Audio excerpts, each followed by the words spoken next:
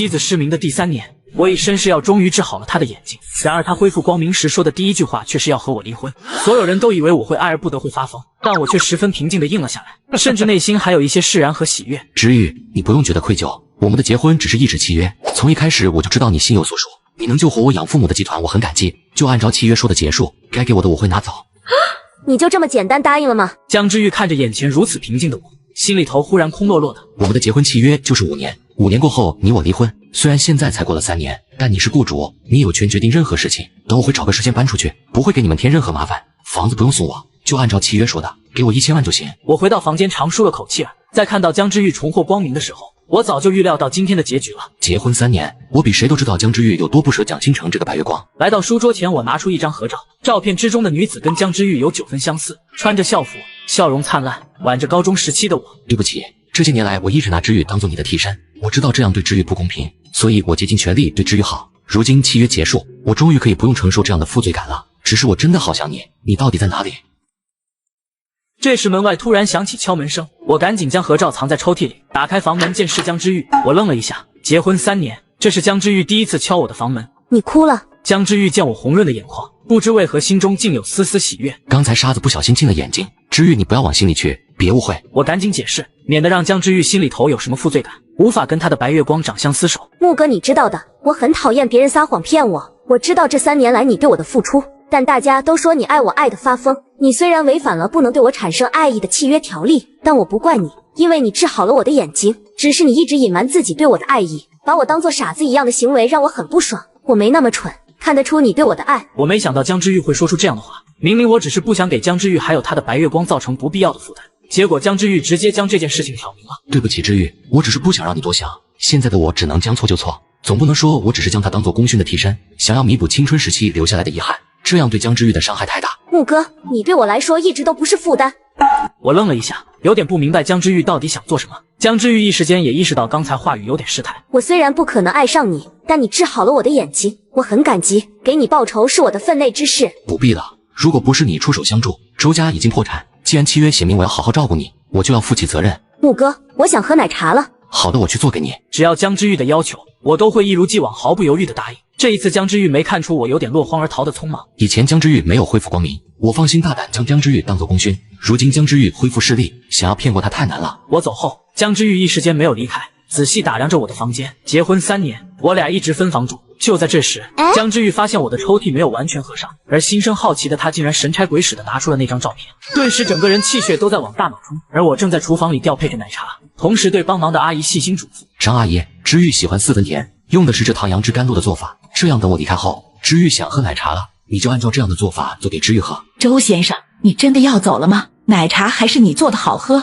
大家都做不出你的味道，小姐也是只喝你做的奶茶。张阿姨起初对这个契约结婚的我满是防备，就怕我趁着江之玉失明趁虚而入。好在这3年我用自己的温柔善良打动了家中所有人，甚至连江家那群眼睛高上天的主人们都认可了我这个女婿。张阿姨没事的，对我对之玉来说这都是解脱，这是契约，上面写的清清楚楚。张阿姨只当我是在逞强。这3年来谁看不出他有多爱江之玉，不然怎么可能做得出以身试药的举动。木哥，江之玉突然出现在厨房门口，神色是前所未有的难堪。之玉，你怎么来了？奶茶就快做好了。做个鬼，木哥，我真没想到你是这样的变态。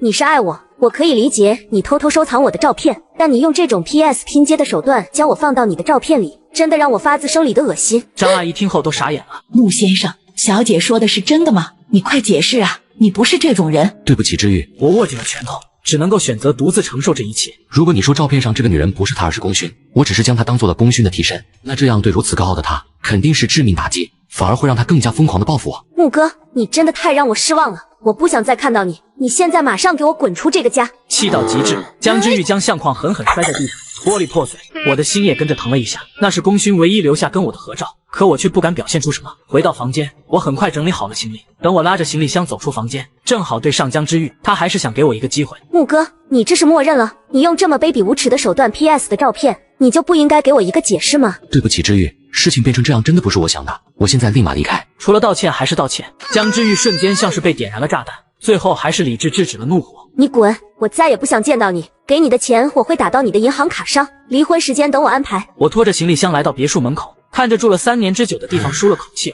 一切都结束了。不过想到自己的身份证、户口本还在江之玉手上，这是当初制定契约内容的一部分。如今江之玉生那么大的气，看来是没办法跟江之玉要回身份证了，只能够找个小旅馆勉强对付对付。妻子失明的第3年，我以身试药终于治好了他的眼睛。然而他恢复光明时说的第一句话却是要和我离婚，只因他心中有个挥之不去的白月光，而跟我的婚姻只是一纸契约。此时他生气地拿着我和功勋高中时期的照片。该死的木哥，偷拍我照片去 PS 就算了，还把我弄成一头黑色长发，把我当成 YY 对象了吗？怎么以前怎么就没看出他是个变态？突然手机铃声响起，来电显示正是他的白月光蒋新成。玉玉，后天我结束手头的生意就能回国，到时候我们就能重聚了。江之玉淡淡的应了一声。怎么了，玉玉？听你的口气，你是不是不太高兴？还是说你无法原谅我？阿成，我已经下定决心要跟木哥离婚，同你在一起。谢谢你，玉玉，谢谢你愿意再给我一次机会。好了，阿成，等你回国，我会去机场接你，我还有事先挂了。此时张阿姨走了出来。小姐，那个相片看着有点年代感，不像是 PS， 相片泛黄，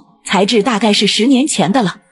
江之玉闻言微微一震，仔细看了一眼相片，确实如张阿姨所说的那样，这相片就算没有10年，起码有7、8年头了。更多的张阿姨没法说，转身离开了。剩下江之玉若有所思地盯着手中的照片。照片之中的女人长得确实很像我，但细节地方不同。合照中的木哥也显然青涩很多，从校服穿着来看应该是高中。一时间江之玉竟有些难以置信，完全看不出 PS 痕迹。这个世界怎么可能会有跟我长得那么像的女人？不可能，我根本没有什么双胞胎姐妹。江之玉不停找着理由否定，内心的怀疑越是深入去想，犹如一根刺儿扎在心上。他拿起手机想要翻出我的手机号码，却发现连我的手机号码都没有。也是，一个失明的人用手机做什么？恢复光明之后，江之玉沉浸在白月光归国的喜悦中，都忘了要木哥的手机号码。思来想去，江之玉打电话给了从小玩到大的闺蜜秘书李倩倩。玉玉，这么晚了还有什么事吗？倩倩，你有没有木哥的手机号码？那是你老公，你问我有没有手机号码？难道你跟木哥说了你要和白月光复合的事吗？我说了。哎，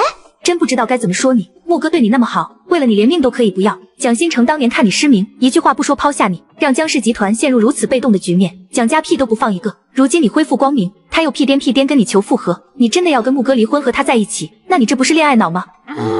倩倩，你要是没木哥的手机号码，我挂了。江之玉听得心烦气躁，他虽然做好受到指责的准备，可是李倩倩可是看着我跟蒋新成过来的，怎会不知道我自己有多爱蒋新成呢？其他人可以误解自己的选择，李倩倩不可以啊！如今江之玉迫切要知道这张照片的女孩子是谁，到底是不是木哥 PS 改变江之玉的相貌，变成了合照。翌日，江之玉下了楼，他坐在餐桌前生气地质问：木哥是没有教过厨师怎么做这道粥吗？小姐，周先生教过，还是当着家里厨师的面亲自示范过很多次，可没一个人做得出那种味道。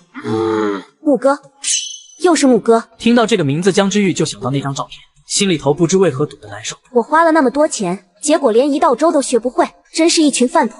另一边，我在不要身份证的小旅馆醒来，李倩倩打来了电话。有什么事吗？是不是知玉让你找我？那倒是没有。木哥，你是不是跟玉玉离婚了？已经在走流程了。那你还好吧？李倩倩的心莫名疼了一下，真想将江之玉的脑袋砸开来，看看里面到底装了什么东西。明明那么聪慧果断的女人，偏偏是个十足的恋爱脑，放着这么好的小奶狗不要，需要那个没有担当的白月光渣男。我还好，我跟知玉本来就是契约结婚，如今按照契约结束，挺好的。正如我心中藏着功勋这么一个初恋白月光，怕是此生都不可能再爱上别人了。白月光杀伤力有多强，不言而喻。你太善良，你就不能争一争吗？就在这时，江之玉刚好走进办公室，李倩倩只得匆忙挂断电话，留下我对着手机一脸苦笑。在外人眼里，我就这样将江之玉拱手让给渣男白月光，确实是很愚蠢的做法，但其实对我来说，这是解脱，因为我终于不用背负对江之玉的负罪感活下去了。只是可惜跟功勋唯一的合照被他发现了。倩倩，谁惹你生气了？一个笨蛋而已。对了，玉玉，你已经将木哥赶出家了吗？江之玉突然一顿，你怎么知道的？你是不是联系木哥了？你要是没将他赶出别墅，怎么可能那么晚打电话问我关于木哥的手机号码？你大可以直接去找他啊。江之玉提及此事，还是难掩眸子中的怒火。玉玉，木哥真的很爱你，为了你连命都不要，连董事长他们都认可了他，而你却要抛弃他，去跟那个在最关键的时候弃你不顾的蒋新成复合，是不是忘了你的眼睛是谁千辛万苦治好的？倩倩，我爱的人一直是阿成，不是木哥。你是一直看着我跟阿成的，你应该清楚我跟木哥是契约结婚。还有，你不知道木哥做了多么恶心的事情。江之玉将照片的事情说给了李倩倩听，李倩倩猛地放大了眸子。原来这样，你才生气的将木哥赶了出去。可是玉玉，你确定照片那个人是你吗？以我这3年来对木哥的了解，他不可能做出那样的事情。照片就在这，你看看这个女人是不是我？李倩倩接过照片，不由得倒吸一口凉气。这个女孩确实长得跟江之玉太像。可是玉玉，这张照片没有 PS 痕迹啊！你看这照片泛黄的痕迹，显然有7、8年以上。这还是在木哥十分呵护的前提下。还有，这个女孩长得确实跟你很像，但人家明显更青涩，看校服就知道是高中时期。你的意思是说，木哥高中时期就跟我在一起合照过？这不可能，我高中时期读的是女子学校，根本没有男生。那就奇了怪了，难不成是木哥高中时候认识一个跟你长得很像的女生？思来想去，李倩倩只能得出这么一个结论：这世界怎么可能有这么巧的事情？江之玉这个时候已经没有多少底气了。木哥怎么说的？他只跟我说了对不起，我不是没有给他解释的机会，可他都默认了。你说我怎么能不生气？也许他有什么难言的苦衷吧。这高中制服我记得是12中的，要不找人过去调查看看。江之玉突然觉得很烦躁，一个跟自己长得那么像的女生，曾经在木哥的高中生涯出现，照片中的她笑得那么青涩幸福，哪怕是在自己面前，她都没笑得那么开心过。如果真的有这么一个人存在了，那在她心中，我自己到底算什么？这边我刚回到了木家，父母就挡在了我的面前，恶狠狠地盯着我。我本是华夏最年轻的钢琴天才，可养母却把常年考试倒数第一的亲儿子送去国外深造，更是为了公司利益逼迫我去和一个失明的财阀长公主联姻。可当我以身誓要把妻子的眼睛治好后，他却为了心中的白月光把我赶出了家中。无处可去的我只好再次回到养母家里，可养母却生气地质问我：你为什么回来？不是让你去和江之玉联姻了吗？我知道这件事瞒不住的，索性全盘托出。母亲方焕云的脸色一下子变了：你搬出去吧，这么大的事情怎么不跟我商量一下？好在养父还在帮我说话。当初跟江家说的好好的契约结婚，你还真指望之玉能够跟木哥在一起吗？人家要木哥离开，我们能说什么？老头子，木哥帮江之玉治好了眼睛，他立马就将木哥赶出去，这不是狼心狗肺吗？那江之玉还救了我们木家呢，要不是江家出手相助，我们一家早就去河西北风了。这份恩情还是木哥报的，你做了什么？方焕云一时语塞，不知该说什么才好。孩子，别去想了，搬回来住吧。终归是自己木家配不上江之玉，如今江之玉恢复光明，更不可能跟你在一起。提前结束契约也是预料之中。老头子，家里好像没房间了。方焕云吞吞吐吐的开口，显然不想我搬回来。穆浩天气得半死，孩子要回家住，你说没房间，你不会去收拾一间出来呀？把你以前那些破烂衣服都丢了。爸妈，你们别吵了，我在外面租房子，打算重新做回钢琴师。公司不景气，你们换了房子是不够住，我练习也会吵到你们，去外面住是最好的选择。一听我这么说，方焕云脸色舒缓了点。木哥，不是妈不愿意，着实是公司不行。这些我当然明白，我只是养子，还有个弟弟在国外留学念书，跟江之玉契约结婚，除了我的私心，也是为了报木家的养育之恩。现在的我只求问心无愧，因为终于可以去做自己想做的事情了。等我走出家门后，方焕云还鬼鬼祟祟地说道：就算是契约结婚，江家帮我们木家还了债，但你还帮之玉治好了眼睛了，一定要多挖点钱出来，知道吗？我记得契约结束，江家不是要给你一笔钱？方焕云，你要是敢贪图木哥那笔钱，我就跟你离婚。穆浩天走出来，直接对着方焕云一阵吼：当初木家遭遇危机，木然不争气，你偏要花大价钱送到国外去读野鸡大学。木哥可是钢琴天才，是保送去国外的，只要出一点钱，其他学校全包你都不愿意，还让木哥去跟江家契约结婚还债，现在还要贪着这点钱，你有没有良心啊？老头子，你说话放干净点，谁贪图木哥那笔钱了？我只是不想咱们家儿子吃亏。我头有点疼。就在这时，一辆黑色迈巴赫停到了门口，正是江之玉。木哥，我们需要谈谈，上车。眼下跟江之玉契约还没完全结束，我只能硬着头皮上去，拿到离婚证跟1000万。到现在你还没什么话想跟我解释的吗？之玉，真的很对不起，我不该私心将你 PS 成跟我的合照，找个时间我们把婚离了，还有我的身份证户口本还给我不会再出现于你的世界了。你当我是傻子吗？昨天晚上我太过生气，一时间没发现，现在你还跟我说照片是 PS， 我早就找人鉴定过了，照片起码有7、8年的时间，没有 PS 痕迹。这个女人到底是谁？为什么跟我长得那么像？纸终究包不住火，我还是坦白了。之玉，他是我的朋友，因为一些原因，我们已经失联很久。第一次见到你的时候，我真的很震惊，你们竟然长得如此相像，却不是亲人。我只是不愿意你多想，才没有说出真相。知道真相后，江之玉眉宇这才舒缓点。他叫什么名字？姓龚，单名一个勋字。功勋。江之玉呢喃着这个名字，她没有什么丢失的双胞胎姐妹，这一点江之玉十分肯定。难道真的只是一个巧合？看这照片，你很宝贝，他对你很重要。连江之玉都没意识到自己口气之中燃脂的醋意。他是我很好的朋友，之玉你别误会，这3年来我一直认真履行契约内容，你救了木家，救了我，大恩大德我无以回报。我之所以不愿意解释，就是怕你多想。听我说这样的话，江之玉心里头稍微舒坦。那这个叫功勋的女孩怎么样了？我也不知道，高3毕业那年，她像是人间蒸发一样，什么都没有留下。我跟她唯一留下来的纪念只有这张合照。那你想把合照拿回去吗？听江之玉这么说，我下意识地抬起头。之玉，你愿意还给我吗？可以是可以，但你得答应我一个条件才行。我不假思索地说道。你说什么条件我都答应。这下江之玉的心更像是扎了一根刺。一张合照对你有那么重要吗？找了个路口，江之玉就将我放下去了，然后将照片丢给了我。我瞬间如获至宝。真的很谢谢你，治愈。江之玉冷冷开口。先别急着谢我，我江之玉的人情可不是谁都能还得起的。我将一个跟他自己长得那么像的女孩如此惦记，连他自己都说不清这是什么滋味。等黑色迈巴赫疾驰而去，江之玉拿出手机拨打了一个电话，调查一下二中教功勋的学生，我要他的全部资料。这一边，我租了个隔音好带钢琴的房子。虽然被江之玉赶出的突然，好在之前每个月还给我20万的工资，现在手上有200来万，够我重新开始自己的钢琴梦了。我将合照放到钢琴架上最显眼的位置。这段时间发生很多事，我又要重新开始弹琴了。之前放弃了那么多年，因为我还要照顾江之玉回报穆家的恩情，分身乏术。我相信，如果你还活在这个世界上，只要我一直弹着钢琴，总有一天我们一定会再相遇的。突然来的手机铃声让我呼吸一顿。穆哥，你还有脸找我？对不起，顾教授，让您担心了那么久。作为你大学时期的音乐系教授，我比谁都清楚你的钢琴天赋，本来你可以站在最高领奖台上的，但是现在的你太让我失望了。对不起，顾教授，真的对不起。我现在回来弹钢琴还来得及吗？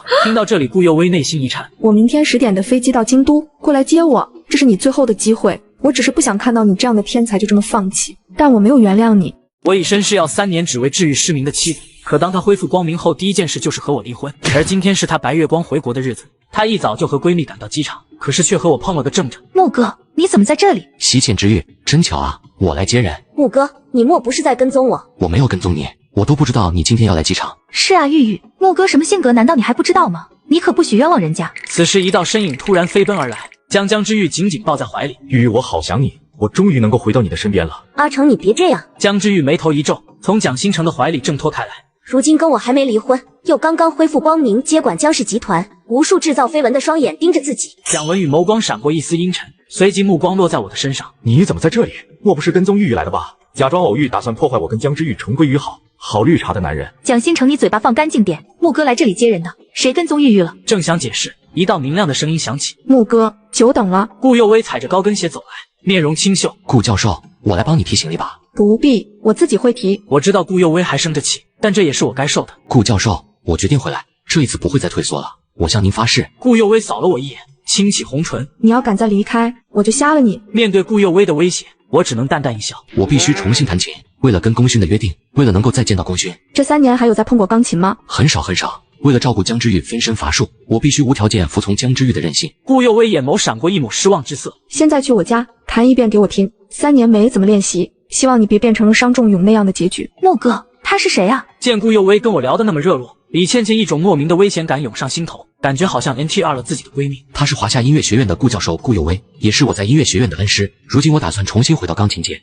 想跟着顾教授继续学习。你会弹钢琴？我怎么从来没听你弹过？江之玉忽然觉得自己好像没怎么了解过。对不起，我刚才误会你了。而我只是沉默不语。见状，顾佑威开口说道：“你是江之玉对吧？你的眼睛恢复了。你是顾佑威。”两人同时认出了对方，都是豪门出身的公主，私下不免打过交道。玉玉，走吧，别留在这了。被无视的蒋新成心里头十分不痛快，顾佑威这下更加震惊了。这个男人应该是蒋新成吧？之前江之玉失明，蒋家火速宣布解除婚约，现在江之玉恢复光明，又跟蒋新成复合了，这关系乱得真让人头皮发麻。顾教授，我们也走吧，我不想在这里做电灯泡，打扰江之玉跟他的白月光重逢，可千万不要像我这样，连功勋是生是喜都不知道，独自承受寂寞跟思念的煎熬。顾佑威不好多问，便跟我离开了。江之玉目送着我俩的身影，想要说些什么却说不出口。我感觉穆哥很奇怪，很喜欢做电灯泡偷窥，刚才一直赖着不走了。我一个电话请求原谅，江之玉立马抛开一切和我在一起。白月光的杀伤力就是这么强大。蒋新成，你太过分了吧！你刚才误会穆哥都没道歉，现在还敢血口喷人，当初突然丢下江之玉的事都忘了是吗？顾佑威眉头一皱，蒋文宇说的那么大声，他自然听到了。你跟江之玉是什么关系？为什么蒋新成好像很针对你的样子？顾教授，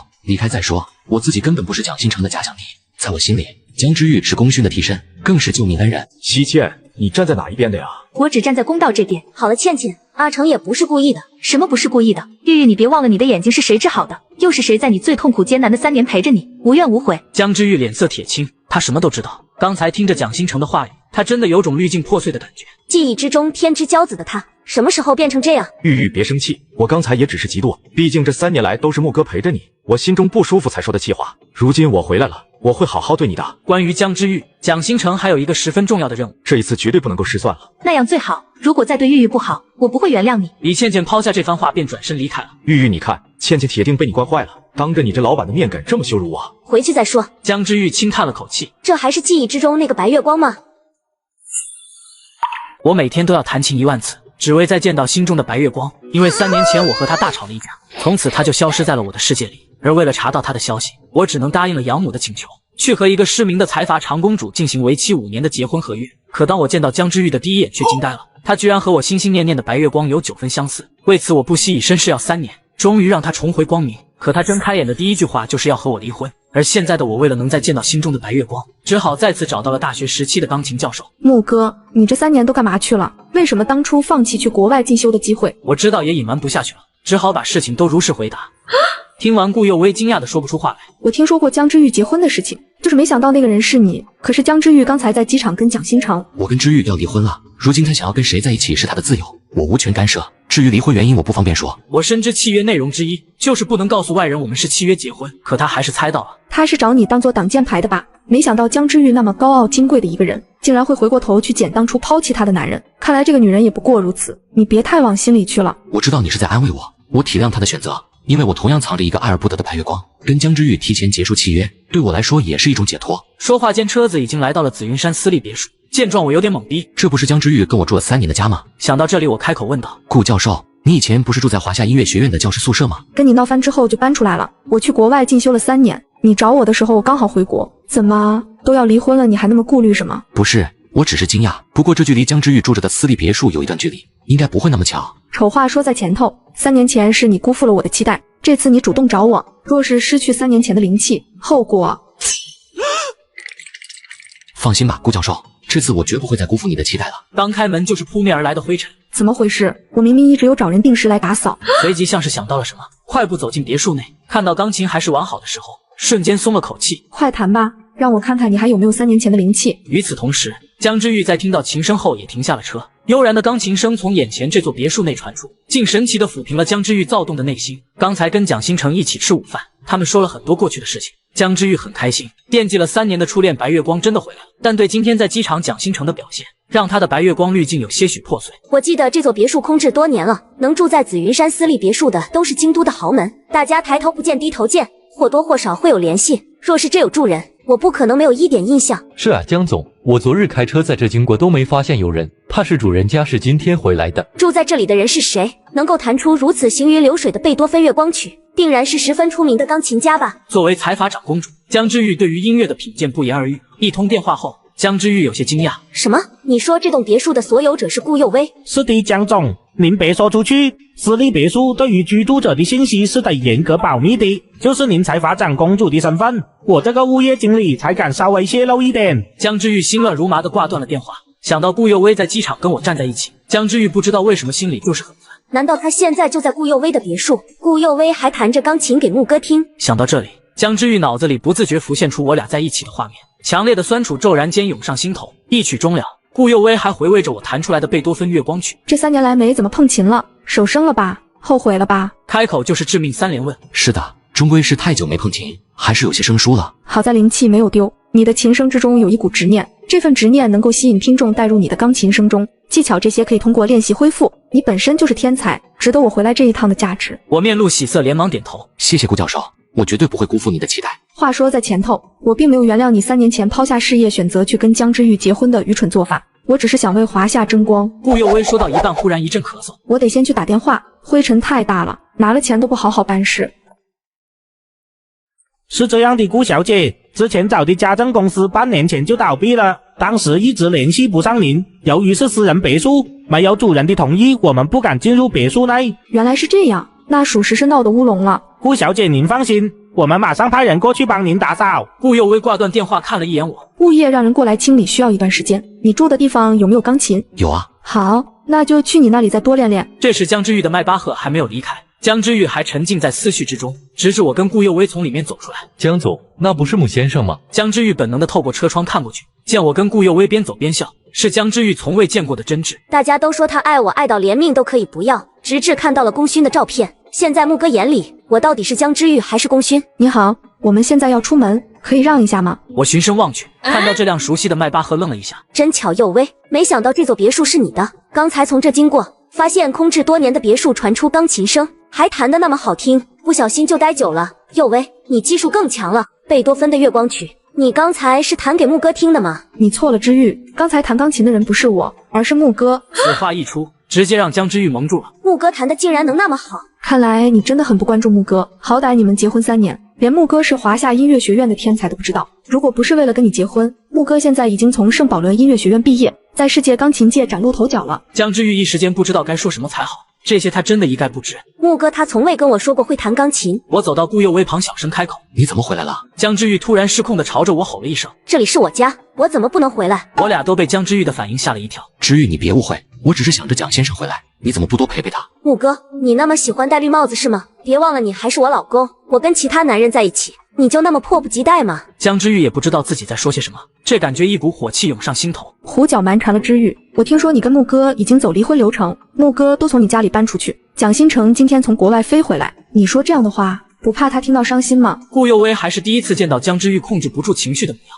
冷静下来后，江之玉开口说道：“木哥，你跟我回去。”妻子恢复光明后，第一件事就是要和我离婚。可看到别的女人闯入我的世界后，他却慌了，哭着求我把属于他的爱还给他。木哥，跟我回家。我现在要跟顾教授去练琴，有什么事晚上再说吧。说完，我便扬长而去。你确定跟之玉要离婚了吧？他的白月光都回来了，我从别墅搬出去还能有假吗？那他刚才干嘛反应那么激烈？干嘛还要管你在什么地方？还说什么老公绿帽子？方才江之玉的行为像是在吃醋。我也不知道。冷静下来，我才后知后觉。刚才对江之玉的态度确实有点不一样，但如今我该报的恩情已经结束了，如今只想拿回身份证、户口本，还有我应得的1000万。夜色渐渐深了，江之玉站在书房落地窗前，眼神迷离地看着窗外。这个位置恰好能看到顾佑薇的别墅。这么晚，琴也练够了，到底去哪里了？还是在外面不回来了？江之玉越想越是心乱如麻。为什么我这么在意他跟顾佑薇？明明已经选择跟蒋新成重新在一起。突然手机铃声响起，怎么了呀成？我亲手做了黑森林蛋糕，这是你以前最喜欢吃的，我已经在去你家的路上了。阿成，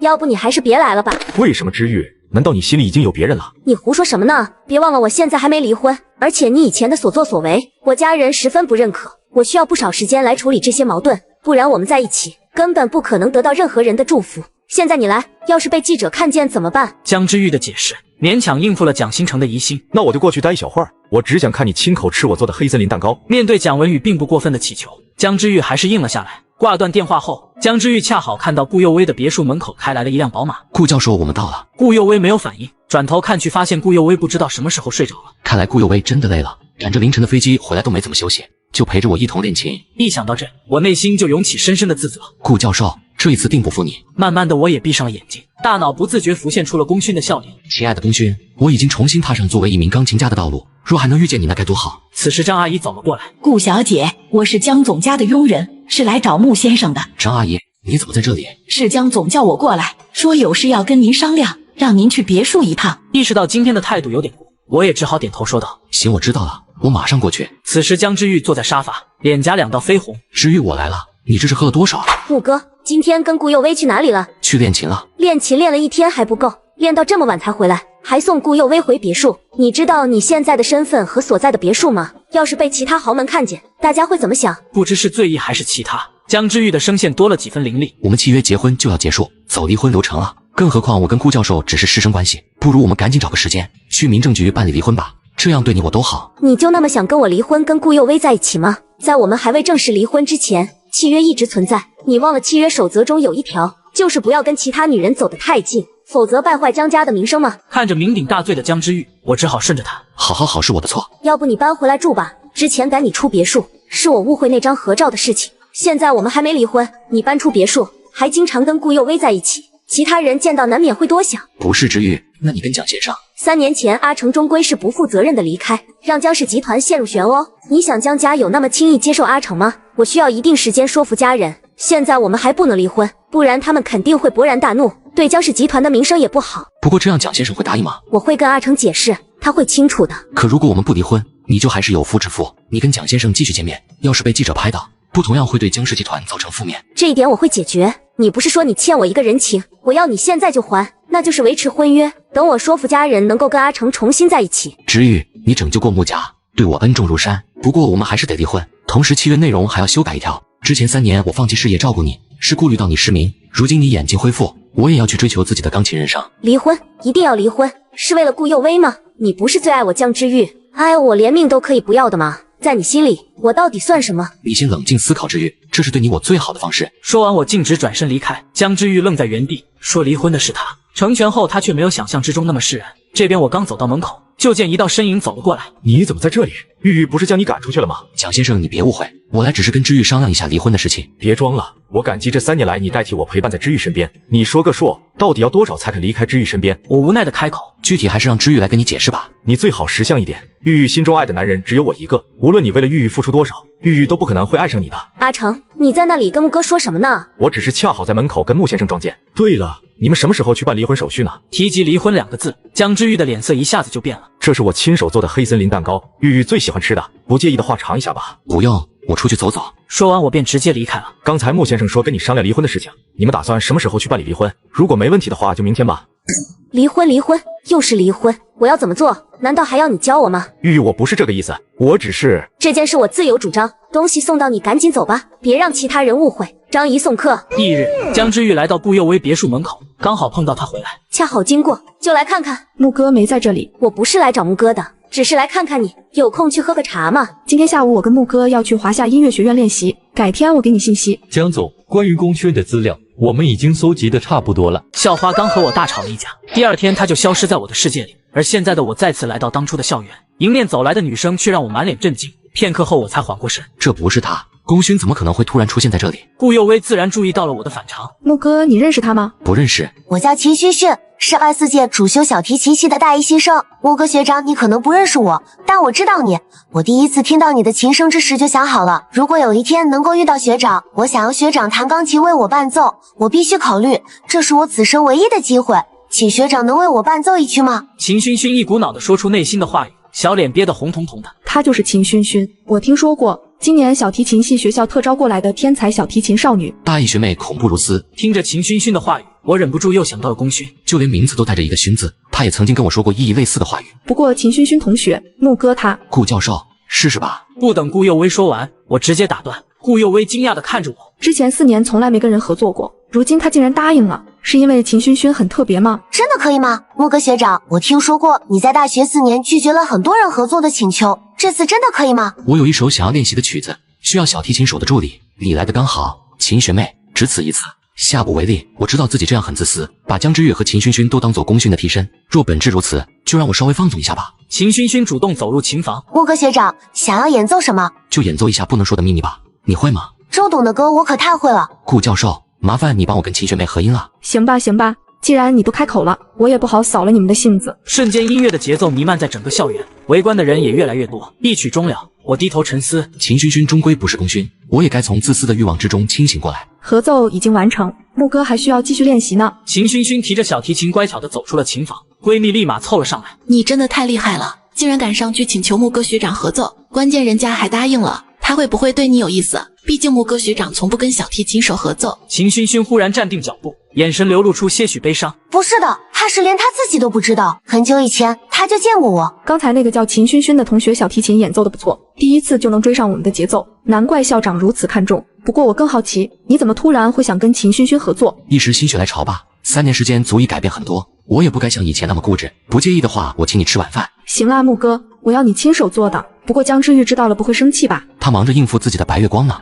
哪里有闲心来关注我呢？师生关系有什么好避讳的？晚上2人回到我租的公寓。顾教授，您随便坐，我下面给你吃。突然手机铃声响起，是江之玉打过来的电话。之玉有事吗？木哥，你什么时候回来？我请顾教授吃晚饭去了。那你为什么不提前跟我说一声？你忘了我们现在还是夫妻吗？之玉，我们约好了，你不会干涉我的事业吧？这跟事业是2码事吧？现在你是我江之玉名义的丈夫，你跟一个单身女性共处一室，要是被拍到的话该怎么办？这多丢江家的颜面。总之你快给我回来，我会另外找一个在国际赫赫有名的钢琴大师为你引路，你不要再跟顾佑威在一起了。一时间我只觉得很无语。总之欠你们江家的恩情，在我为你当牛做马3年，为你治好眼睛时已经还清了，现在我只想做我该做的事情。木哥，你怎么变了？你竟然敢这么跟我说话，以前你从来不会这么对我说话，明明是我在无理的要求你都会答应。那个时候你陷入失明状态，我知道你很不安，也不信任我，但我们相处3年，我自认我们至少有一定程度的了解。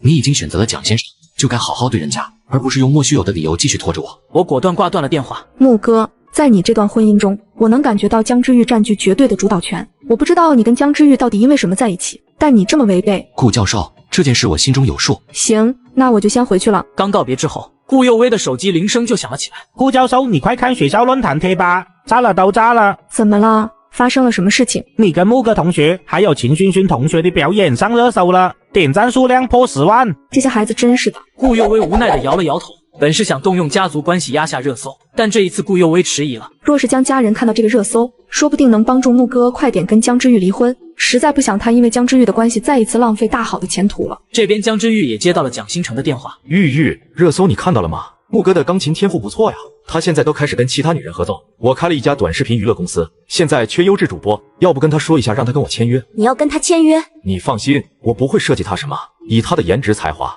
只要他签约什么的都好说。再怎么说他都是治好你眼睛的恩人，我只是害怕你跟他结婚3年会被他抢走。我可以帮你跟他说一下。电话挂断后，江之玉迫不及待地打开电脑，当看到视频后，心中有说不出的感觉。你为什么从来没有在我的面前演奏？比起顾佑威，我到底算什么？算你厉害，都上热搜了。我明天要去出差3天，你自己别忘了练琴，好好准备接下来的比赛。好的，我知道了。功勋，如果你还有关注华夏的新闻，那你能看到我吗？我就在这里。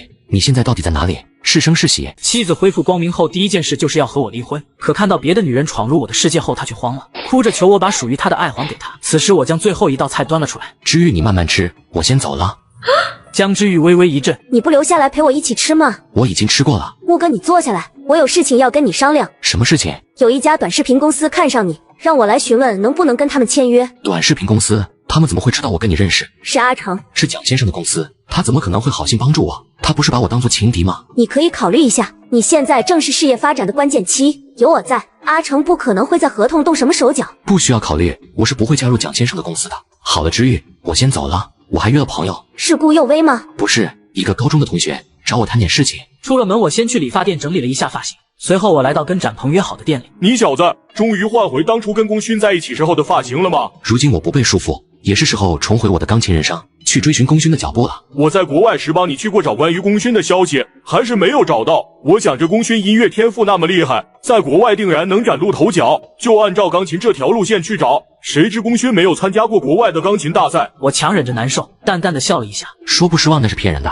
找了功勋那么久都没有一点线索，指望展鹏在国外能找到可太难了。木哥，你还不打算放弃吗？都已经过去7年了。高中那段时间是我最难熬的日子，你比谁都知道功勋对我的重要性，他是我最重要的钢琴师，我一定要找到他。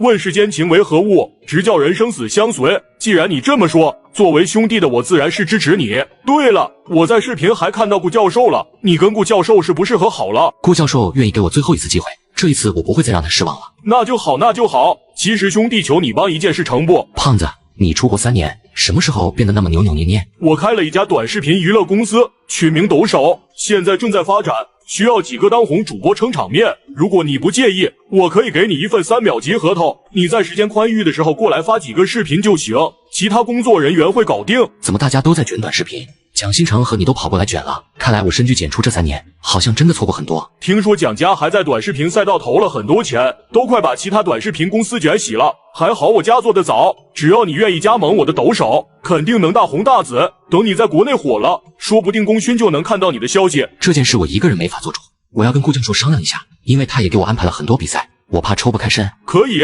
只要你愿意考虑就行。对了，木哥，你火的那个视频中还有一个小提琴手，这个女的乍一看跟功勋有点像，我都以为你找回她了。她叫秦勋勋，是华夏音乐学院大一的小提琴手，名字都有勋，难怪你愿意跟她合奏。你还记得吗？以前功勋很喜欢玩各种乐器，是遇见你之后才坚定玩钢琴的。你可别把无辜的人当做功勋的替身，见异思迁啊！哪怕作为好兄弟，我也不会原谅你的。我狠狠地点点头。我怎么会不知道？那个救赎了我的女孩，到底为了我放弃了多少？这时2道身影走进店里。玉，谢谢你愿意陪我，我真的很高兴。关于离婚的事情，真的是木哥一而再再而三的拖延吗？阿成，也不是单单木哥的原因，还有其他因素。总之这件事你等我安排，我会解决好的，你别插手，不然我会生气的。此时的展鹏看到一道熟悉的身影，愣了一下。功勋，是你吗？听到功勋的名字，我的心仿佛触电，赶紧顺着展鹏的目光看向身后。哎呀，这要巧啊！展总，木哥，你们都在这。蒋总，您怎么在这？抱歉，我好像认错人了。这位是你女朋友啊？对，这就是我女朋友。江之玉不敢相信，蒋新成竟然承认了。阿成，这里有外人在呢，要是闹大了那还得了。没关系，地玉，展总看起来跟木哥那么熟的样子，迟早不是早晚的事吗？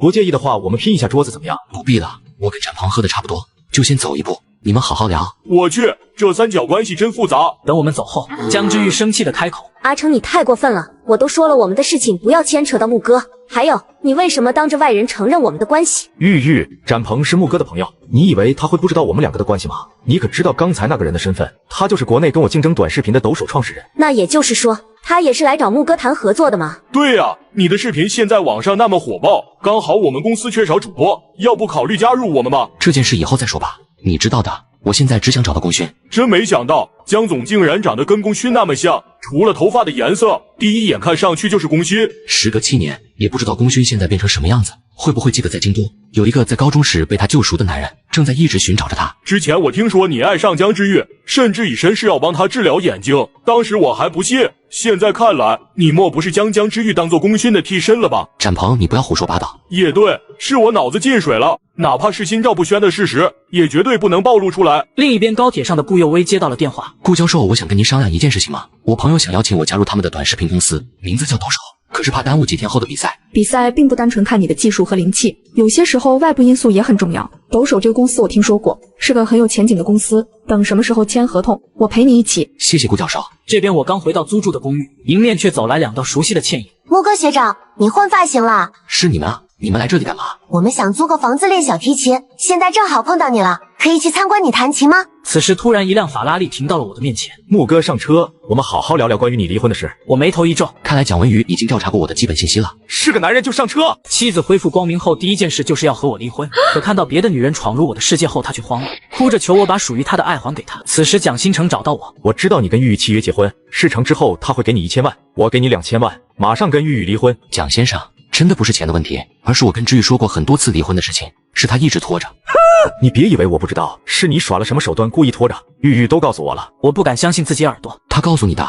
木哥，我最后给你一次机会，拿着2000万跟玉玉离婚。若不是看在你为了玉玉豁出性命，我才不会像现在这样好声好气跟你商量。我气得浑身都在发抖。自认为我一直遵守契约，结果江之玉就是这么回应我的，还跟蒋新成倒打一耙。离婚这件事不是我拖着的，我现在就打电话给知玉。见我掏出手机，蒋新成眼疾手快地拦住。别以为我不知道你存什么心思，你用手段一直离间我跟玉玉，让我别插手你们的事情。你打电话质问玉玉，不就是将我给出卖了吗？我快被气得吐血。这个婚我离定了，我只要我该得到的东西，等回去别墅之后，我一定给你个交代。看着我愤怒离去的模样，蒋新成心中暗骂，这个废物装的还挺像的。此刻被倒打一耙的我满腔怒火，有千万个疑问想要质问江之玉。见到我铁青的脸色，江之玉瞬间察觉到了不对劲。木哥，你怎么了？我怎么了？我应该问问你吧，江总。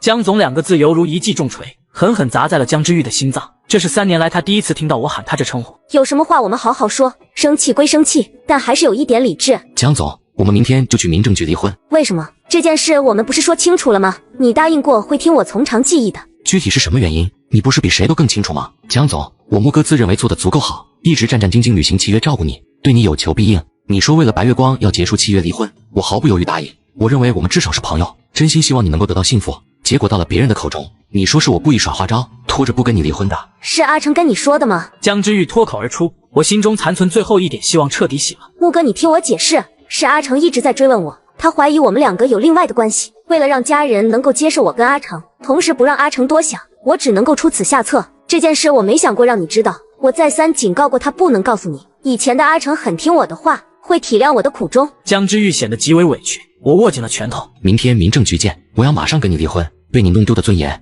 我要全部找回来。本想体体面面的契约分手，看来现在一切都不用了。江之玉心头一紧，立马拒绝。我不同意离婚。不管你同不同意，我会搬出这里。你也休想我再帮你跟蒋新成得到江家的承认。别忘了你还有契约在我手上，契约写的是5年，你现在离开，1000万就得不到，穆家也会因此受到波及。江总，这是你的真心话吗？你在将我当作小丑玩弄后，现在还要拿着契约来威胁我？江之玉沉默，缓和了口气。现在他唯一能做的就是利用契约限制我。3年来，在我最无助绝望的时候，是你一直陪伴在我身边。我现在才发现自己早已经习惯了有你的存在。明天离婚，你也别想用契约威胁我。在我治好你的眼睛后，江董事长找过我，说会满足我一个心愿。我原本还没想好，但我现在想好了，这个心愿就是跟你结束契约，彻彻底底离开你。江之玉没想到父亲竟然找我说过这样的话。如今他最大的杀手锏已经没了。江之玉下意识地开口：木哥，你想去哪里？是去顾佑威那儿吗？去哪里跟你没关系，我也没必要事事跟你汇报。我走后，只剩下江之玉在书房里，泪水在眼眶中打着转。木哥，对不起，事情发展成这样，真的不是我想要的。翌日清晨，江之玉下楼，没想到我早在那儿等着他了。江总，你想好了吗？我想好了，我会跟你离婚，这是我欠你的。不过我有一个条件，你继续留在别墅里照顾我。直至我家人接受我跟阿成复合为止。1000万我会打给你银行卡，也不会再去找穆家人的麻烦，没问题吧？当然有问题，我可以帮你应付江家人助你跟蒋新成复合，但我没理由继续住在这里。穆哥，你留在这里是有意义的。结婚3年，我嘴巴不承认，但我已经习惯你的陪伴照顾。我希望你能够继续待在这里，直至我可以脱离你的照顾。江之玉终于说出了他的心里话，听完后我也愣住了。万万没想到，向来高傲的江之玉会说出这样的话。我自知这3年，江之玉有多么不舍他的初恋白月光。如今我只有这一个要求，希望你能答应，这样你也能省下我父亲的心愿，用在更有意义的事情上，而不是为了我的自私。走吧，去民政局，去离婚。说出最后2个字，江之玉不知道为什么心情会如此复杂，好似孩子即将失去习以为常的陪伴，对未来充满不安。迈巴赫很快开到了民政局。现在有离婚冷静期3个月，请3个月之后确认离婚再来补办。江之玉心中窃喜，差点忘了离婚冷静期这件事，这样还有3个月的时间，这是规定，可不是我故意拖着不离婚的。江总，你打个电话找下关系，今天就把离婚办理了。不等江之玉喘口气儿，这一句话直接打碎了江之玉的幻想。对于别人，这确实是规定，但对于财阀长公主江之玉来说，想离婚不过一个电话的事情，不是吗？这婚你就非离不可吗？当然。江之玉显然有点生气，但还是拿出了手机。我看着手里的离婚证，内心忍不住思考，或许当初与江之玉契约结婚就是个错误，只是他实在是太想共勋了。穆哥，我们找个地方坐坐吧，这不是说话的地方。来到咖啡厅，江之玉拿出一份合同，这是新的契约合同，内容就是我之前说的那样，为我准备1日3餐，住在别墅应付我的家人，助攻我跟阿成的复合。事成之后，我会私底下给你500万，并且送你一架1786年产的维新 Style。等等，之玉，那不是传说中贝多芬的钢琴吗？是无价之宝啊！你想什么呢？贝多芬一生用过7架钢琴，这个是跟贝多芬钢琴同年次生产的。你要是同意，我可以安排人送到别墅。江之玉知道500万对如今的我来说吸引力不大，为此只能得下血本。这架钢琴曾经是我花费心血，好不容易从一个神秘收藏家手里买到的。谢谢你，但是我不应该住在别墅，免得其他人误会。你若是不跟我住在一起，别人一下就知道我们离婚了，引起什么风波让我家人生气，你觉得后果会怎么样？那你要跟蒋新成解释清楚，我可不想他又在误会什么，这是我的底线，绝不容许出现第2次。我当然会跟他说清楚。至于我，接下来可能要去外地参加钢琴比赛，我只能保证尽量回去。若我在京都，早饭跟晚饭我可以帮你准备。去参加钢琴比赛是跟顾佑威一起吗？江之玉没察觉到自己口气之中带着浓浓的醋味。不然呢？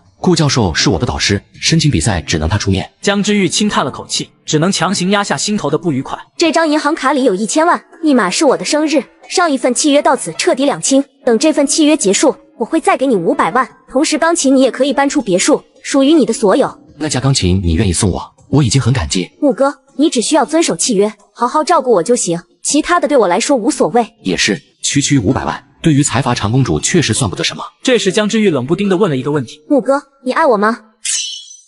妻子恢复光明后，第一件事就是要和我离婚。可看到别的女人闯入我的世界后，她却慌了，哭着求我把属于她的爱还给她。穆哥，你爱我吗？好端端的，你问这句话做什么？大家都说你爱我，爱到连命都可以不要。倩倩骂我昏了头，跟一个3年前抛弃我的渣男复合。你说能体谅我的选择，支持我坚定奔向初恋白月光。仔细想想，如果你真的爱我，能够做到如此大度吗？我已经看不清了。别瞎想之玉，我是真心为你好才支持你的选择，我希望你能得到幸福。所以你是爱我的对吗？如若不爱我，你怎么会想要我幸福？我沉默了，彼时的我只想着契约结束就是解脱，我从未见过江之玉这么执着于这个答案。爱不爱真的重要吗？这些年来我对你的付出，希望你心知肚明。之玉，我曾经跟你解释过，我是为了报恩，无关乎契约。是，你确实跟我说过，可是怎么会有人为了责任愿意以自己的生命作为代价？我从未要求过你治好我的眼睛，我以为你是撒谎。就连阿成看我双目失明没有恢复的机会，即便我们再相爱，是彼此的初恋，他也毫不犹豫抛下我，让江氏集团陷入巨大的负面风波。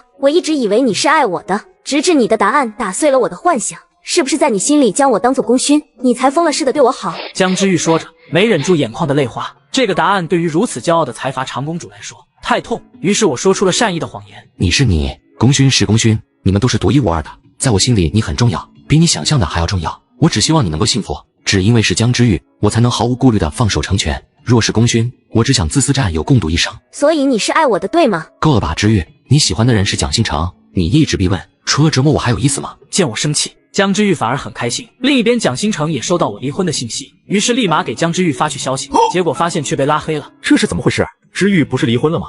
为什么还拉黑我了？玉玉，刚才蒋新成发信息给我，说如果你不见他就要到公司来找你。你说什么？这个蒋新成真的太放肆了！我拉黑他所有的联系方式，就是为了惩罚他不听自己的话。现在他还敢来江氏集团，玉玉怎么办？现在还不是暴露你们两个关系的时候，要是被江董事长知道，后果不堪设想。你让他来找我吧，我给你我现在的地址，到时候你也来。半个小时后，蒋新成带着道歉的礼物赶了过来。你们怎么在这里？我们是来帮玉玉撑场面的。蒋新成，你曾经在最重要的时候抛下玉玉，如今玉玉恢复光明，舔着脸求复合的人是你，为什么还要让玉玉难过？倩倩，我没有。玉玉，你之前说木哥故意耍花招，拖着不肯跟你离婚，我当然生气。我是你的男人，难道你还要我无动于衷？你知道在我心里你有多么重要吗？我怕这3年来你会变心。如果要变心，我早变心了。3年前的事你忘了吗？如果我的眼睛没有恢复，你还会回来求我复合吗？蒋新成，你根本不会，你根本比不上木哥。这3年来，木哥无微不至陪在我的身边，豁出生命治好了我的眼睛，甚至我主动提出离婚跟你复合，木哥都愿意放手成全。所以玉玉，我的担忧是对的。